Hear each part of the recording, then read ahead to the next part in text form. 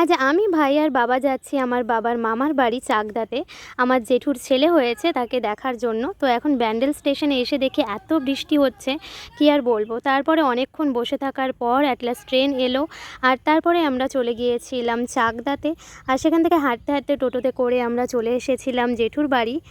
এখানে যেহেতু রাস্তায় কাজ হয়েছিল, তাই রাস্তায় অনেক জল জমেও ছিল, আর রাস্তাটা পুরো চেঞ্জই হয়ে গিয়েছে। তো এখন আমরা চলে এসেছিলাম, আর এসে দেখি দাদাও এসেছে। এরপরে চলে এসেছিলাম ভাইয়ের রুমে ভাইকে নিতে, আর ভাইয়ের বয়স মাত্র 1 মাস।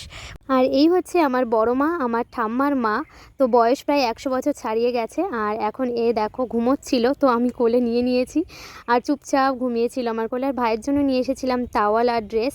এরপর বাড়ির কৃষ্ণ মন্দিরে এসে প্রণাম করে নিলাম, আর সকালবেলায় এসেছিলাম ছাদে একটু হাঁটতে। তারপর বাড়িতে যাওয়ার জন্য রেডি হয়ে সবাইকে টাটা করে দিয়ে চলে এসেছিলাম স্টেশনে। আর এখান থেকে খেয়েছিলাম কাজু লস্যি, যেটা 10 টাকা দাম, আর খেতে ভীষণ টেস্টি ছিল। আজকে ব্লগটা এফডি, চলো টাটা গাইস।